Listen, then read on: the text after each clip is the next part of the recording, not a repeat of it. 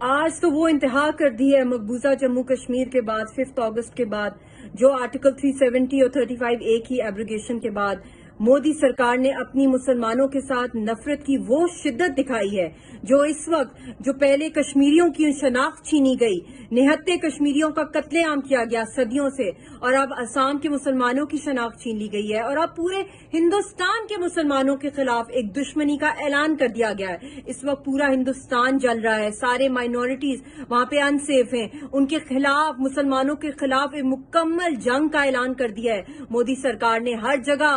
ہندوستان کی آرمی اور پولیس معصوم لوگوں کے اوپر فائرنگ کر رہی ہے، تشدد کر رہی ہے، ٹارچر کر رہی ہے، آواز دبا رہی ہے مسلمانوں کی۔ اور اس وقت جو جامعہ ملیہ اسلامک یونیورسٹی کے اندر جو ہوا ہے وہ جتنی بھی اس کی کنڈیمنیشن کی جائے وہ کم ہے۔ نہتے طلبہ کو جس طرح لہو لہان کیا ہے، تشدد کیا ہے، ٹارچر کیا گیا ہے ان کو، اور جامعہ ملیہ ماسک کی جو توڑ پھوڑ اور بے حرمتی کی ہے، this is the height and the extremism fanatic approach of the Modi regime. I think Modi کو اب ریزائن کر دینا چاہیے، وہ اس قابل ہی نہیں ہے کہ وہ حکومت کریں۔ وہ تو ایک نفرت اور آگ اور ایک جنگ کی علامت بن گئے ہیں، نہ صرف ہندوستان کے لیے، سب سے پہلے مقبوضہ جموں کشمیر کے مسلمانوں کے لیے، اور اس سے بڑھ کے پورے ریجن کے اندر جو جنگ اور آگ وہ پھیلا رہے ہیں۔ پوری دنیا کو اس کا نوٹس لینا چاہیے۔ یہ جو کچھ ہو رہا ہے یہ بہت